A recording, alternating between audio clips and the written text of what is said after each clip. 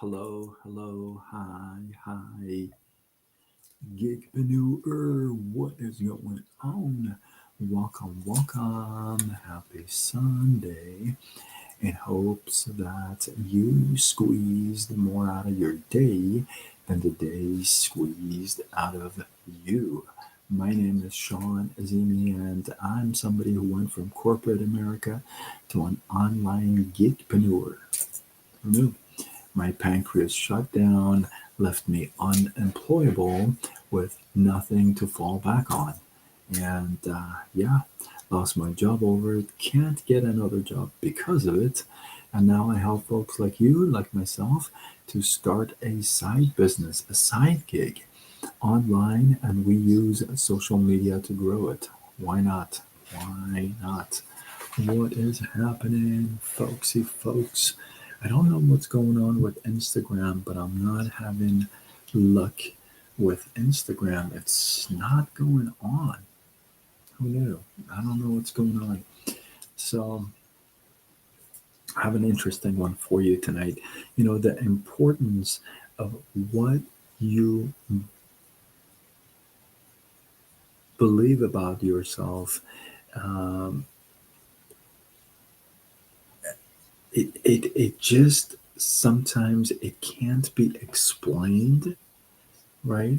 Um, but the study that I'm going to share with you did the best they could in order to explain and make sense out of why is it important to pay attention to what you believe about yourself. Well, back in 1970s, a scientist by the name of Robert Click from Dartmouth, um, he decided to run a study. He brought a group of people in and he divided them into groups.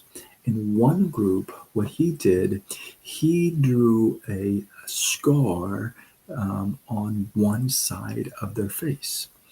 The scar went from the right ear all the way to the corner of their lip. And it was a pretty nasty scar. Now, and then he sent these groups out in the public to interact with people and have conversations with people. Then he brought them back in and asked the two groups how the conversation went.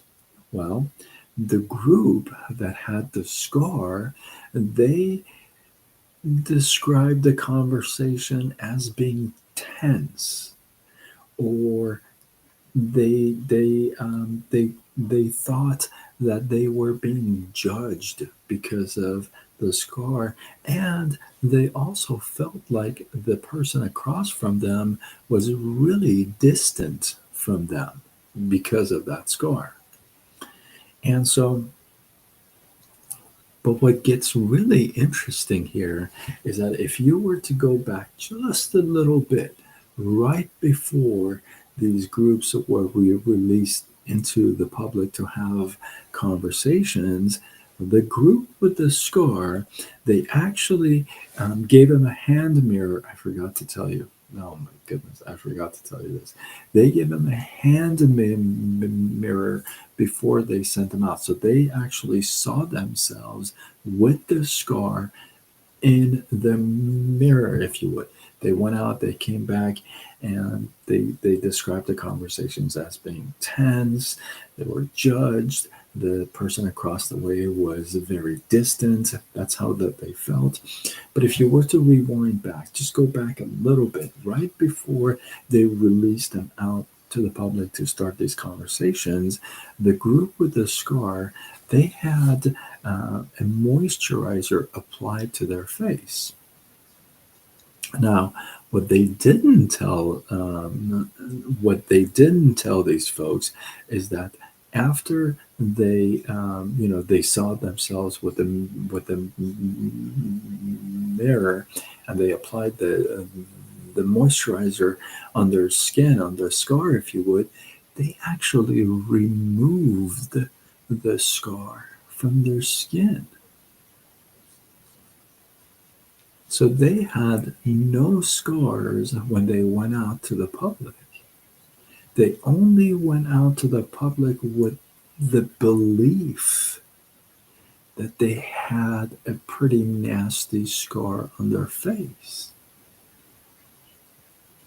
See, they went in with this belief that they have this scar, and they went in with this idea that they are going to be judged, that the conversations are going to be tense, that people are going to be more distant from them because of this scar. But in reality, there was no scar. It was just there in their head. Now, if you bring that study into real life and talk about the real life situation, you and I may not have any scars across our face, but we do have some other scars that we carry with ourselves. The belief that we are not enough, the belief that we are not good enough. We carry this expectation around with us, and as a result, that's how we feel like we get treated. Isn't that amazing? This study blew my mind because it's so powerful in suggesting the power of what you believe about yourself.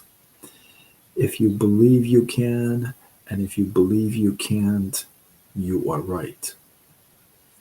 This study should be a reminder for us that, hey, that scar is just in our head. There is no scar, and we are very well capable. Last night I talked about you and I are complete at creation. We have everything we need to complete what we are supposed to complete, our purpose, our mission here on earth, if you would. So, with that, I'd like you to keep this study in mind at the forefront, if you would. Anytime you feel like, oh, I sure am. I think this study is wonderful, and I'm going to keep it in my forefront for sure. And I pray that you got some value from this. In fact, drop the word value if you got value from this. Hope you got some love, some inspiration, some value. I appreciate you. Drop your thoughts, your comments, your feedback below. Let this feed grow. I always go back and check them no matter what platform you're watching: Facebook, Instagram, TikTok, YouTube. And if you're not following me, I'm not sure why, because I'm pretty super awesomeness. You can follow me on all platforms. In fact, I recommend you follow me on multiple: Facebook, Instagram, TikTok, YouTube, X, LinkedIn, Threads. And I go with Side Gig Sean. I am Sean Zimi. I'm somebody who went from corporate America to an online gigpreneur.